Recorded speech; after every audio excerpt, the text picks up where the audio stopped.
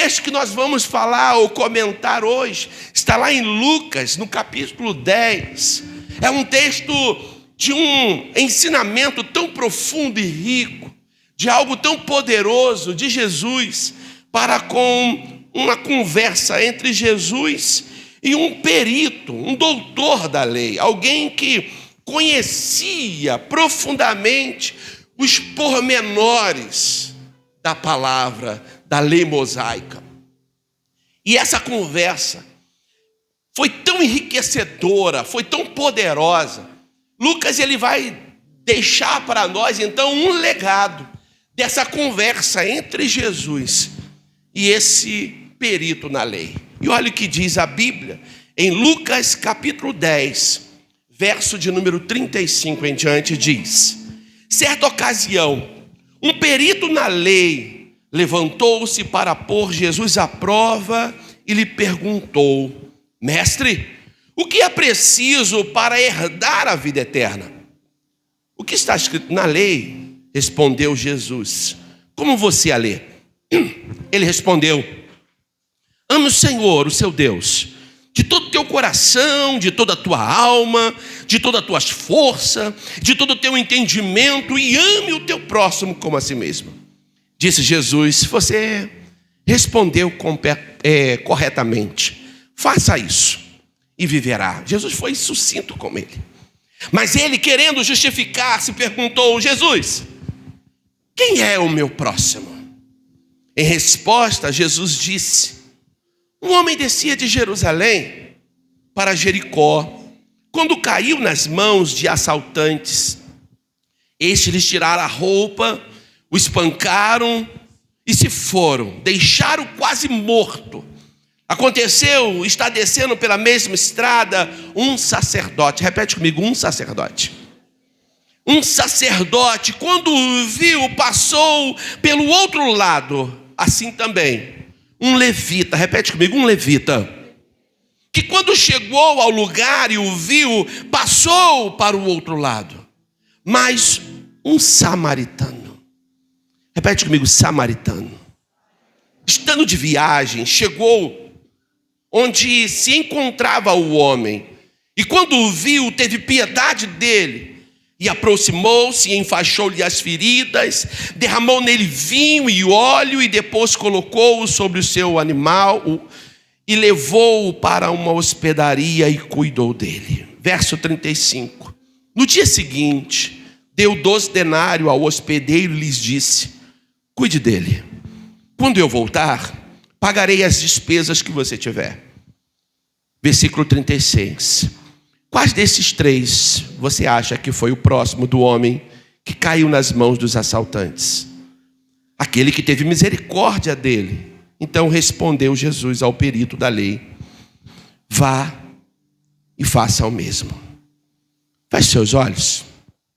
Pai, nós glorificamos o teu nome, nós te exaltamos, porque a tua palavra é maravilhosa e ela tem o poder de transformar os nossos corações. Por isso, venha, Senhor, e esteja conosco nessa noite. Fala aos nossos corações. Tu tens liberdade, em nome de Jesus. Amém e amém. Bem, essa mensagem, ela então nasce dessa conversa entre Jesus e esse homem perito da lei. Não sabemos quando se deu ao fato. O que se sabe pela leitura do texto é que isso se deu logo após o envio dos 70, porque Jesus estava estendendo o seu reino, estava ampliando o seu reino. Então ele envia 70 pessoas para que pudesse ir divulgando pelas cidades que Jesus estava chegando naquele lugar. E Jesus então foi claro para aqueles 70: vocês vão entrar na cidade e vocês vão deitar a paz sobre ela. Se houver paz, amém, ficai ali. Mas se não houver, vocês saiam, tiram o pó dos seus pés, porque haverá menos rigor para Sodoma e Gomorra do que para essa cidade, que recusou a me ouvir. Jesus foi claro, foi infusivo, ele foi direto em dar a eles ensinamento. E depois disso então, esse texto que nós lemos diz então, no verso de número 25, então, certa ocasião, um perito na lei, alguém conhecedor da lei, um doutor, alguém que era bom em teologia, que conhecia profundamente a lei mosaica. Ele então se aproxima de Jesus com um fingimento que lhe era peculiar, sabe, demonstrando querer aprender algo com Jesus, mas ele era um perito. Ele não estava ali para aprender, ele queria dar, era uma lição de moral. Ele queria pegar Jesus em alguma falha. E embora aquele homem fosse extremamente qualificado no sentido teológico, ele era espiritualmente perdido, ele estava perdido. Aquele homem estava sem foco, a sua visão estava opaca, ofuscada. Sua intenção era encontrar algum motivo para acusar Jesus, para apontar as falhas de Jesus. E embora o propósito do homem fosse prejudicar a Jesus em seu ministério, o mestre aproveitou a palavra daquele homem para dar instrução ou instruções ao seu povo. E ele então dá essa lição de moral. É incrível quando o texto fala, e o que diz a lei? Ame ao Senhor teu Deus. Aquele homem conhecia os pormenores, ele conhecia a lei. E apesar disso, desse grande mandamento que é amar a Deus de todo o coração, de toda a alma, de toda a força e todo o entendimento, aquele cara falou assim, eu faço isso. Sabe o que significa isso? Ele era nota 10. Você é bom, cara. Você é top de linha. Você é um conhecedor e um praticante da lei. Porque pelo que diz o texto, ele nem praticava a lei. Mas, embora ele não tivesse interesse em aprender, apenas em se justificar, e esse é um grande problema para alguém que gosta de, debater profundamentos teológicos, o interessante deles é debater, é falar, é expor. Jesus, então, ele vai dar um ensinamento maravilhoso para aquele homem e para nós também, que não basta para a gente dizer que amamos alguém. Nós precisamos mostrar o amor que dizemos ter sobre as pessoas. E como eu faço isso? Demonstrando por elas compaixão. O tema dessa mensagem é movidos por compaixão. Irmãos, compaixão deve ser o que acelera o nosso coração e nos impulsiona a agir em favor do outro. Muitas vezes temos um pouco de empatia para com o sofrimento alheio, mas Deus não nos mandou ter empatia pelas pessoas. Jesus não nos deu um exemplo de empatia, Ele nos deu um exemplo de compaixão. Porque empatia é você se colocar no lugar do outro e sentir a dor dele. Mas empatia é um sentimento tão pequeno porque te torna sofredor como o outro é. Mas a compaixão é tão poderosa que ela te coloca no lugar de poder, porque ela te sustenta numa posição, porque você sente a dor do outro, mas você se posiciona para minorar a dor dele. Você se coloca numa posição de estender as mãos e de colocar ele de pé novamente. Porque eu vou dizer uma coisa, o texto não diz, mas eu acredito que tanto o sacerdote quanto o levita, eles tiveram empatia para com Caio. Coitado desse homem. Puxa vida, tem um culto para dirigir agora, eu não posso parar por ele. Senhor, cuide desse moribundo. Você está entendendo? O levita talvez passou ali e viu o sacerdote um pouco adiante, que ia, de liderar o culto. Ele falou assim, caramba, eu tenho que tocar, eu tenho que preparar o templo, eu tenho que cuidar de alguma forma, eu não tenho como parar. Meu Deus, que sofrimento deste homem. Irmãos, empatia. Você sofre com ele, mas você continua na sua posição. Te faz pequeno, por quê? Porque você não se move. Irmão, sabe o que é compaixão? Compaixão é você estar indo para um lugar diferente daquele. Porque o bom samaritano estava indo para um lugar oposto. A ponto de texto dizer que ele teve que descer do lugar para onde ele estava indo. Certamente ele estava num lugar diferente, indo para uma outra cidade. E esse samaritano aqui, irmãos, ele não era ninguém amado, alguém querido. Ele era alguém indesejado, principalmente para um judeu. O samaritano era um povo mestiço, era uma raça miscigenada. E os judeus se consideravam um povo puro, raça pura, raça nobre. Eles tinham a sua genealogia, a sua descendência, a sua origem. E eles se gabavam de tais origens. Quando Mateus vai escrever para os judeus para dizer que Jesus ele era o Messias, ele vai dar a sua genealogia. Estava escrito um judeu, ele tinha a sua genealogia, era esse documento que lhe provava que ele era de tal tribo. E então, irmãos, por isso que Jesus é chamado de o leão da tribo de Judá, porque Jesus adivinha dessa tribo.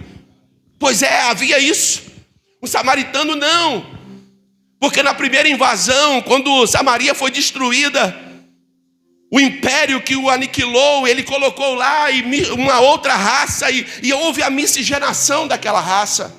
Para você ter uma ideia, os samaritanos eles eram tão indesejados que eles não eram bem quistos no templo. Então, para eles não ficar lugar sem adorar, lá no Monte Gerizim, eles construíram um altar para adorar a Deus. Eles adoravam no Monte Gerizim.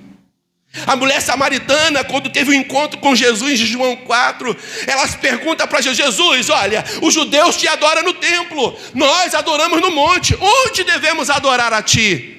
Onde devemos adorar a Deus? Eu não sei, fala para mim. Jesus então dá uma lição maravilhosa. Chegará a hora, e já chegou, em que os verdadeiros adoradores adorarão o Pai em espírito e em verdade. Não importa se é no monte, se é no vale, se é no templo, se é na rua, se é em casa, se é aqui, você pode adorar a Deus e Deus está com você. Então, quando Jesus vai usar, sabe, como analogia, um samaritano, aquilo era quase que uma ofensa, principalmente para alguém que era chamado de perito, e a Bíblia fala que ele era um perito na lei mosaica.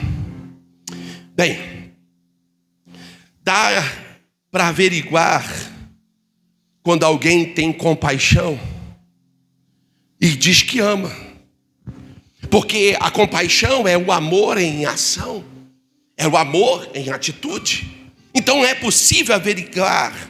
Aquele perito da lei, ele gostava de um bom papo. Ele queria manter então a conversa no campo da ideia. Mas Jesus trouxe deu a ele um ensinamento poderoso, mostrando para ele que existem atitudes que comprovam qual é a tua filosofia de vida. Você pode colocar a mão no seu peito e dizer assim: qual é a minha filosofia de vida?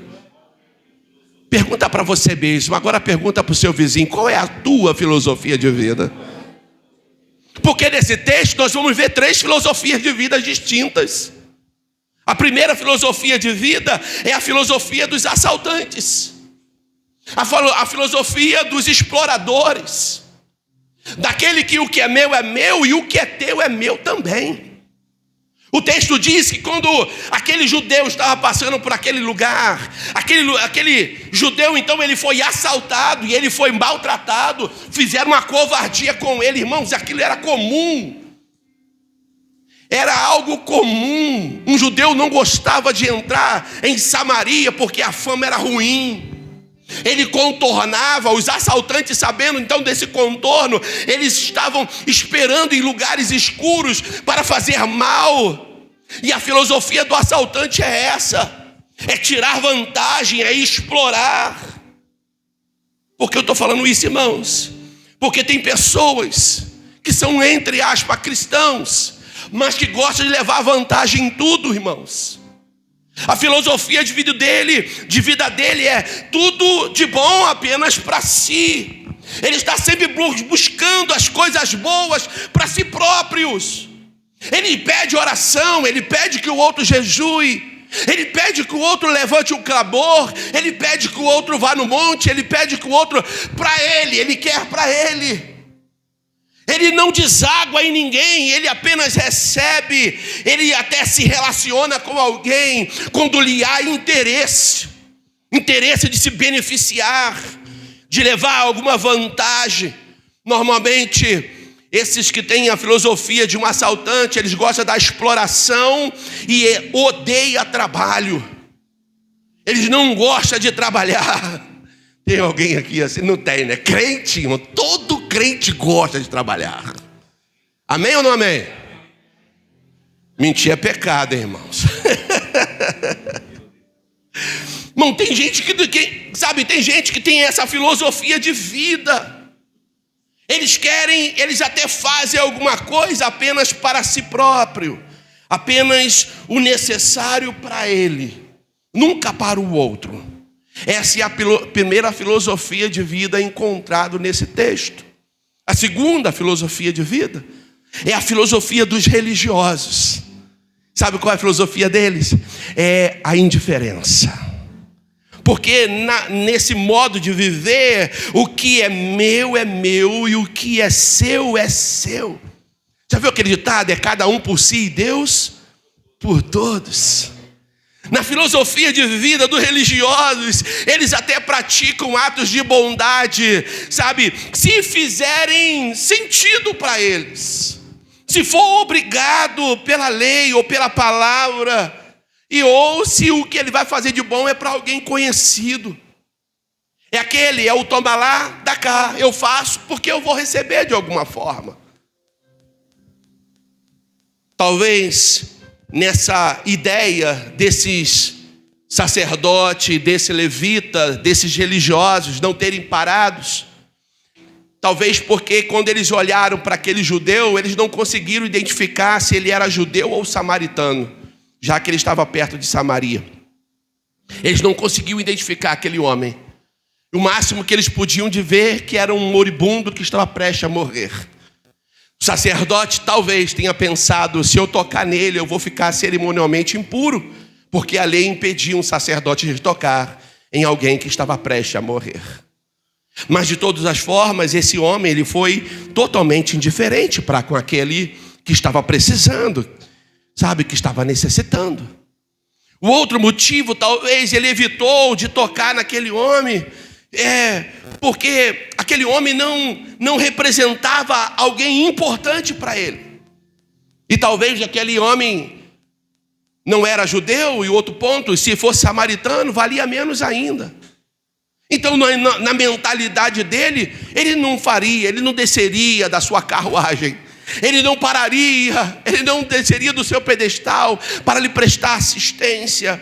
O religioso é indiferente. O religioso escolhe não fazer nada.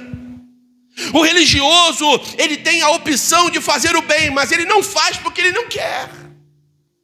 O ladrão, aquele que tem a figura do ladrão, ele olha para as suas coisas e ele quer tomar para si. Esse não, você pode ficar com as tuas coisas e eu fico com as minhas. Ele é indiferente, ele é religioso. Embora ele fosse capaz de cumprir as suas atribuições no templo, mas essa dedicação religiosa era inútil. Irmãos, se nós podemos fazer o bem, aprendi isso com o meu antigo pastor. Se eu posso fazer o bem e eu não faço, eu cometo pecado. Só que tem gente que pode fazer o bem e escolhe não fazer. Está pecando, irmãos. Está cometendo um erro. Enquanto nós adoramos a Deus, sabe, com alegria e felicidades, tem pessoas ao nosso entorno que estão morrendo sem Jesus. Eles não adoram a Deus porque eles não querem, eles não adoram porque eles não conhecem acerca de Deus. Eles não ouviram falar. E quando ouvem falar, talvez eles ouvem pela mídia. Talvez ele ouve um pastor lá do YouTube, um crítico, porque, irmãos, hoje eu acho incrível a internet. A internet, ela dá voz a todas as pessoas. Mas se ela dá voz aos inteligentes, ela dá voz aos tolos também. Agora, sabe o que é pior, irmãos? É quando um tolo ouve o outro tolo, ele aplaude. Tem muita gente aplaudindo tolo, dando voz para tolo, ouvindo tolo, perdendo tempo com tolo, gastando seu tempo à toa. Não perca seu tempo com quem não vale a pena, irmãos. Não vale a pena você gastar o seu ouvido, o seu tempo ouvindo conselhos que não têm a ver com as verdades da palavra, com a verdade de Jesus. E o que Jesus me ensina então é que eu preciso amar as pessoas. E esse amor precisa ser compassivo. Ele precisa ter atitudes. Ele precisa ser visível, ele precisa ser notado. Porque o religioso, ele é indiferente a isso. Pouco importa. É cada um por si, Deus por todo. É cada um com a sua dor. A dor dele não me incomoda. Eu fujo então das pessoas. Cada um com os seus problemas.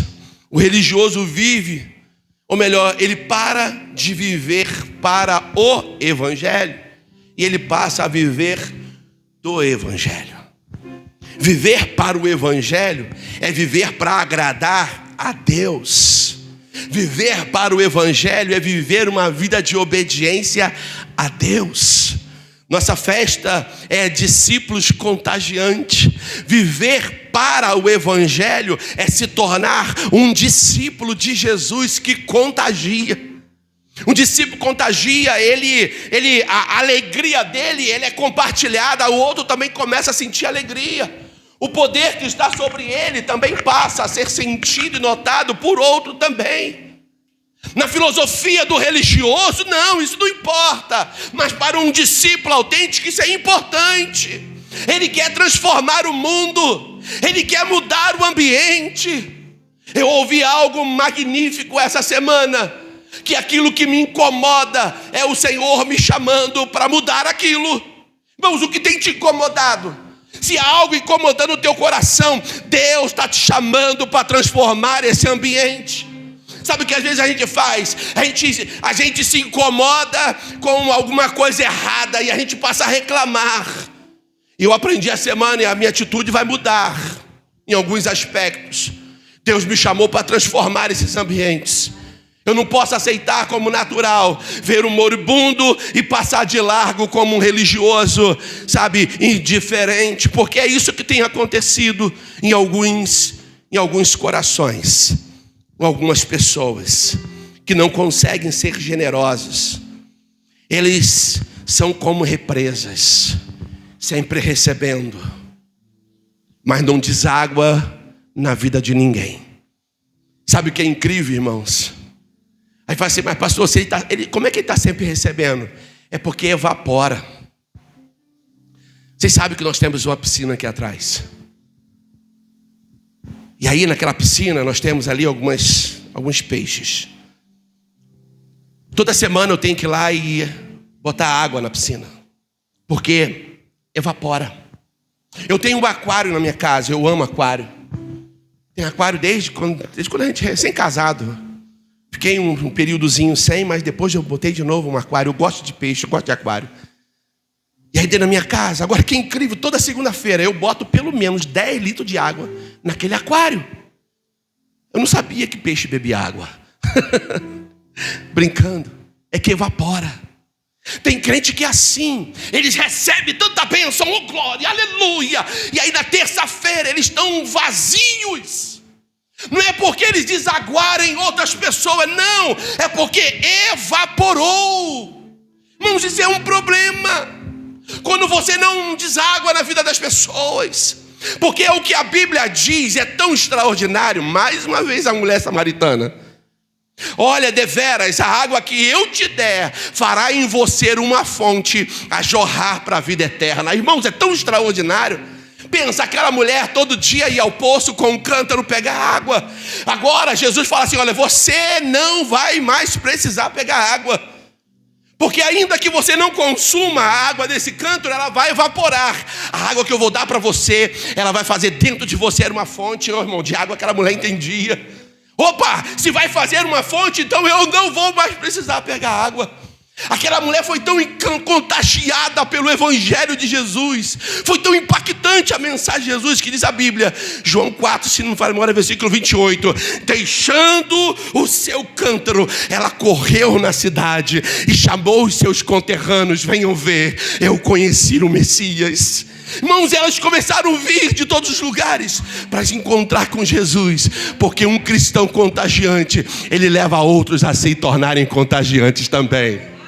O Senhor nos chamou para mudar o mundo. Só que se formos apenas religiosos, apenas receberemos. e nunca desaguaremos na vida de ninguém.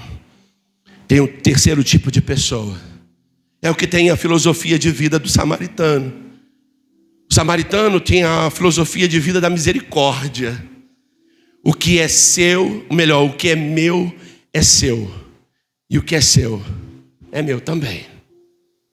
Irmãos, aquele homem, ele pega tudo que ele tinha e ele serve o homem. Ele pegou a dor daquele homem e tomou para si. Oh, que extraordinário, irmãos. Ele não apenas olhou, coitadinho, que pena, tão sofredor, tão novo, né? Puxa vida, ele deve ter merecido fazer isso. Porque às vezes, irmãos, a gente olha assim e fala assim, rapaz, é castigo divino. São os amigos, sabe, de Jó, que quando vê alguém caído, fala assim, esse aí deve ter feito alguma coisa errada.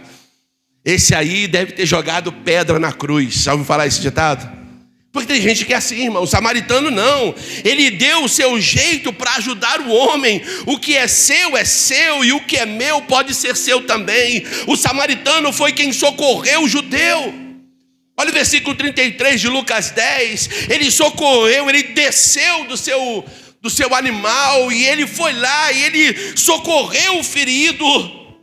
E o texto diz que aproximou-se, enfaixou as feridas, derramou dela vinho e azeite, ou vinho e óleo, depois colocou-o sobre o seu animal, levou-o para uma hospedaria e cuidou dele.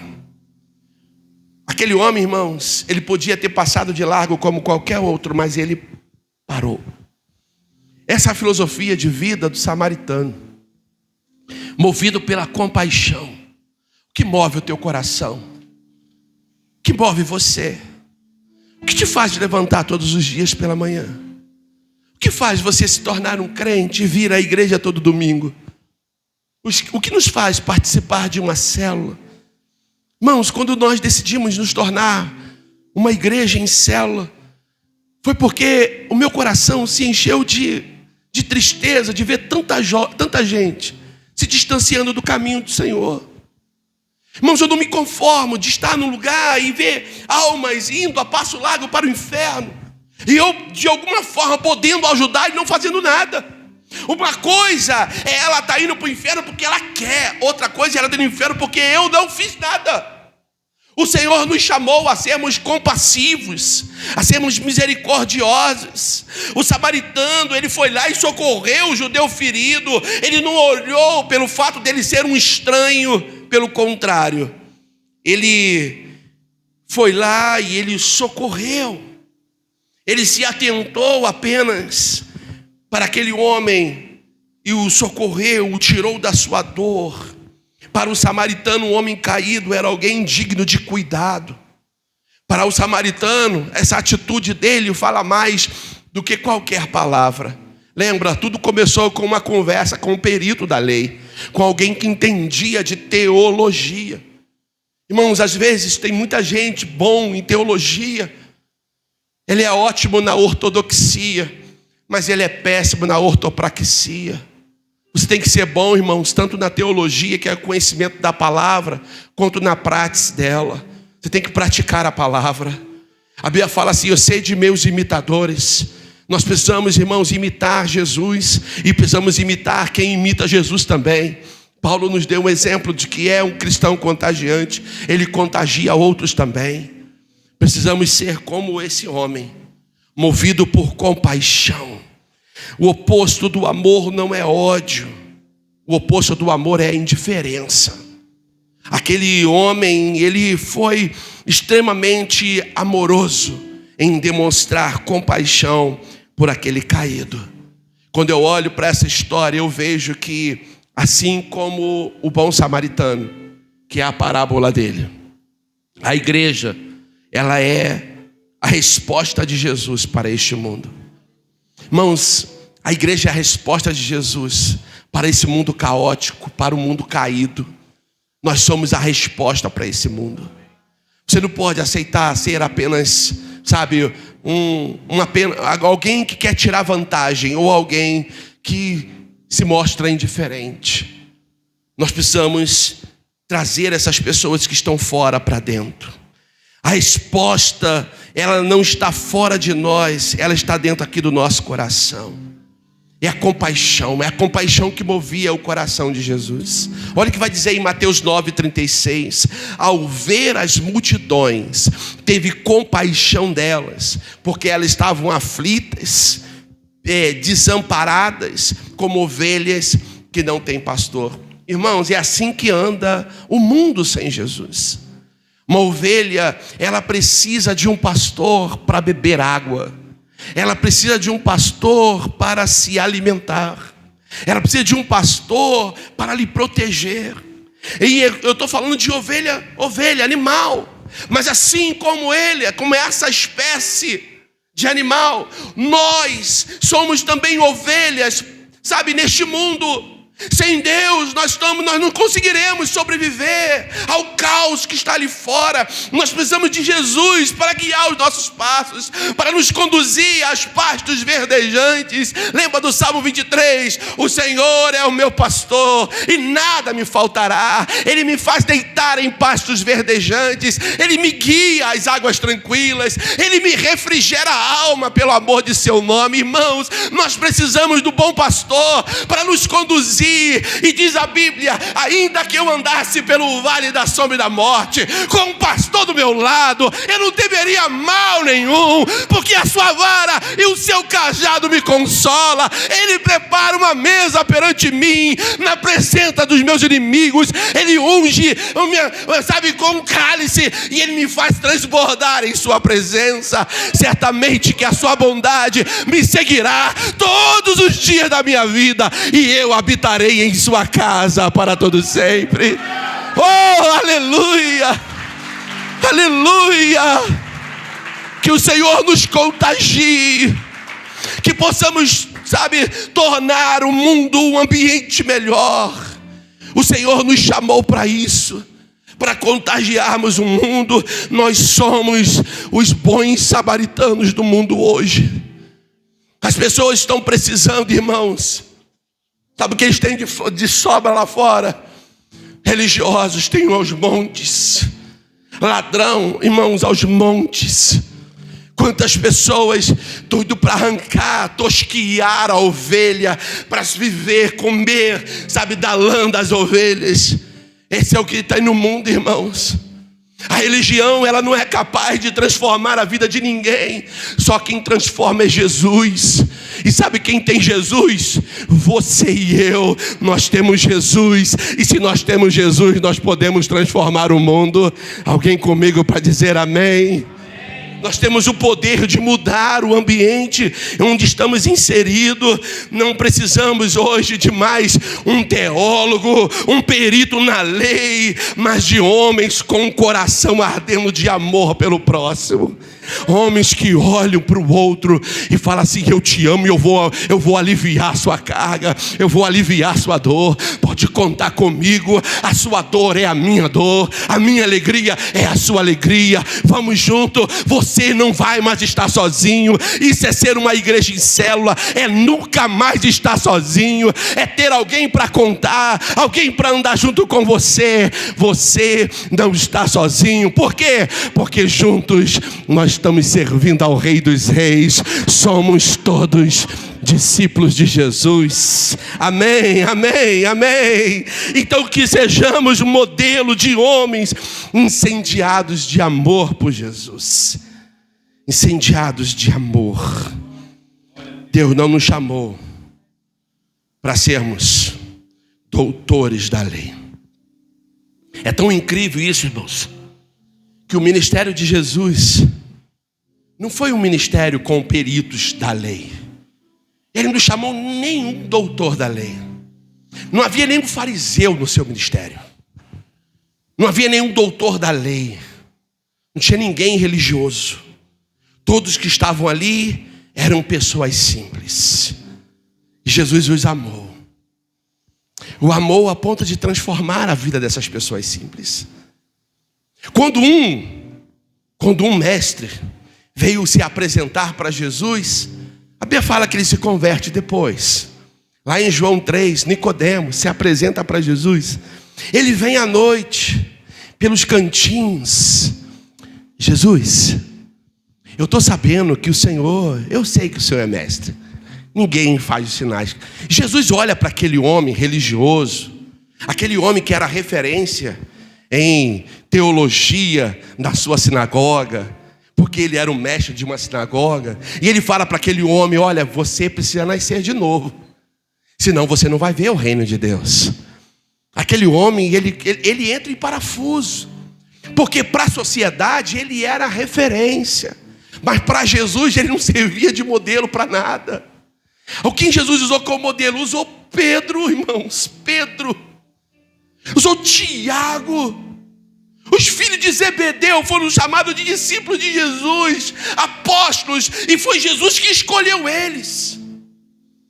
Lá em João capítulo 15, verso 16, Jesus já no final do seu ministério, ele vai olhar para aqueles rapazes, aqueles homens, e ele fala assim: não foi vocês que me escolheu, eu escolhi vocês, e eu designei vocês para irem darem frutos, e frutos que permaneçam. Irmãos, que coisa extraordinária! Jesus havia escolhido. Sabe quem estava no meio daquela galera lá, irmãos? Tinha um Alexandre lá no meio. Ele me escolheu. Jesus olhou e viu Marcos lá no meio. Ele escolheu o Marcos. Ele escolheu o Mateus.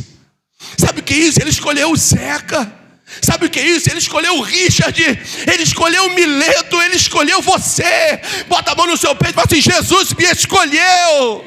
Oh, irmão, deveria nos dar orgulho isso. Nos escolheu para quê?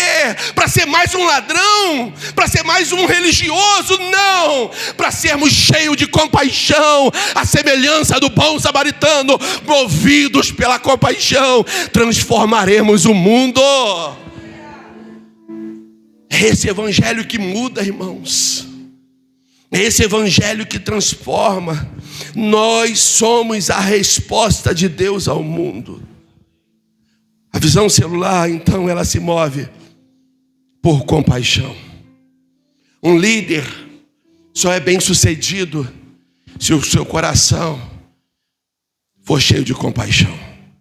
Uma igreja só cresce se aqueles que a compõem foram movidos pela compaixão. Um pastor só tem um ministério bem sucedido se o seu coração for cheio de compaixão. E essa compaixão, ela precisa ser uma tocha acesa, transferida para outros também. Assim como numa Olimpíada, onde há uma corrida por um certo período na abertura da Olimpíada, e na medida que ele corre, ele passa a chama das Olimpíadas, ele passa a chama, a tocha acesa para o outro, que vai correndo e passando para o outro. Irmãos, nós precisamos passar a chama, sabe, essa chama que arde da compaixão para outras pessoas também. Precisamos contagiar o mundo, irmãos. Porque se o mundo vai ser transformado por discípulos contagiantes, cheios de compaixão, que se mova, que se levante movido por compaixão, que canta movido por compaixão, que trabalha na mídia movido por compaixão, que está lá na porta recepcionando movido por compaixão, que lidera uma célula movido por compaixão, que cuida da sonoplastia movido de compaixão. Enquanto adoramos aqui, tem gente cuidando das crianças e eles estão lá movidos por compaixão. Tem que encher o nosso coração de compaixão, porque quando eu estou cheio de compaixão, eu descruzo meus braços e eu falo: Senhor, eis-me aqui, conte comigo, Senhor. Eu não fico indiferente, irmãos. Precisamos nos encher. Se talvez o nosso coração não se move, talvez a gente não teve um encontro pessoal com Jesus. Porque também às vezes é isso, nós não tivemos um encontro perfeito com Jesus. Porque me lembra Isaías, capítulo 1. Capítulo 1, 2, 3, 4 e 5 de Isaías. Isaías era profeta. Repete comigo assim: Isaías era profeta. Irmãos, Isaías era um profeta. Isaías apontava os defeitos das nações. Ai de você, ai de tal cidade, ai de vocês, vocês vão cair, ai de vocês, a espada virá sobre vocês. Isaías era um profeta. Seu peito estufado, tinha um rei que lhe dava assistência, ele era um descendente de alguém muito importante, de uma linhagem nobre. Pois é, então esse Isaías, ele estufando o seu peito, apontando para o erro das nações. Mas o capítulo 6 deu uma virada profética na vida de Isaías. E o texto do capítulo 6 diz que no ano em que morreu o rei Uzias, eu vi o Senhor assentado no alto e sublime trono. Sabe o que é isso, irmãos? Aquele cara, ele profetizava. E ele não era um falso profeta, só que ele nunca tinha tido uma experiência dele com Deus, pessoal, íntima. Ele era papagaio. Ele só falava o que ele ouvia. Mas no ano que morreu o rei Uzias, ele viu o Senhor. E quando a gente vê o Senhor, nunca mais seremos o mesmo. Quando você vê Jesus, você nunca mais será a mesma pessoa.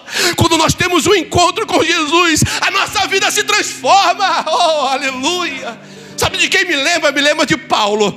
Paulo estava lá, recebeu cartas. Eu vou matar esses crentes, eu vou acabar com eles. Escreva uma carta para mim. Paulo era conhecido como Saulo, o matador de crente. E ele vai então montado no seu alazão, indo de cidade em cidade. Mas chegou num determinado lugar, que diz a Bíblia que ele vê um clarão. E uma voz do meio daquele clarão dizia: Saulo, Saulo, por que você me persegue? Ele: mas quem tu és, Senhor? Você está me perseguindo, Saulo. Sabe o que é isso, irmãos? Saulo naquele momento não estava perseguindo Jesus, ele estava perseguindo os crentes. Mas Jesus, quando mexe com você, mexe com ele. Você entende isso, irmãos? Fala para o teu irmão: se mexer com você, está mexendo com Jesus. Quando mexe com você, mexe com ele. E aí, Saulo, Saulo, porque você me persegue? Saulo não estava perseguindo Jesus, ele estava perseguindo os crentes. Jesus tomou a dor. E a Bíblia diz que depois daquele encontro, ele não foi mais o mesmo. Ele se transformou num grande homem, um anunciador de boas novas. Por quê? Porque ele teve um encontro transformador. E é impossível termos um encontro com Jesus e continuarmos o mesmo. Sabe lá Isaías? Vamos voltar lá em Isaías para a gente finalizar. Está nem dentro do esboço, vou até fechar o meu esboço. Lá em Isaías, Jesus, a Trindade reunida, e eles estão lá questionando acerca de quem enviaria. Mas antes disso, Isaías fala assim: Senhor, eu sou um homem de lábio impuro, ai de mim que vou perecendo, porque eu vi o Senhor no alto sublime trono, eu vou morrer. Sério, se Jesus descesse aqui agora, com toda a sua glória, você morreria ou permaneceria vivo? Porque se o pecado é o que nos domina, a gente não existe diante dele. Mas tem uma chance, se houver arrependimento, tem mudança. Porque Isaías, ele reclama, dizendo que ele era um homem pecador, ele era um homem de impuros lábios. Lembra? Aquele que era o profeta, o religioso, o que apontava: eu sou um homem de impuros lábios. Eu não falo só coisa boa, não, eu falo coisa de mim mesmo. Eu não sou usado por ti, não, eu sou usado por minhas vontades também. Eu prego, Senhor, mas olha, às vezes eu tenho que falar e eu falo mesmo. E quando eu tenho que falar, eu falo na cara. Eu não sou um homem de recado. Tem gente que fala assim, dá até uma tremidinha no corpo. Tem gente que é assim, irmãos. E lá Isaías foi desse jeito. E aí, o que acontece? Deus manda um anjo, pega uma tenaz, toca nos lábios de Isaías. Isaías tem os seus lábios purificados. Pode dizer assim: glória a Deus. Os lábios de Isaías foram purificados. Isaías agora, o coração dele foi mudado também. A história de Isaías foi mudada. E de repente ele ouve no céu, ele ouve uma conversa. E a conversa do céu era: e agora? Quem enviaremos? Quem há de ir por nós? Quem a gente pode usar lá na terra para mudar São Simão, Caixa d'Água, Nova Cidade? Quem eu posso usar? A Trindade conversando. E quando ele conversa, ele olha para essa igreja, como nos dias ele olhou para Isaías. E aí, Jesus, Espírito Santo, quem usaremos na terra para levar a transformação na cidade de Queimados? Quem podemos usar naquele lugar? Quem há de ir por nós? Quem há de pregar as boas novas? Quem? Pescou aí, irmãos? Porque às vezes a nossa mente parece que ela fica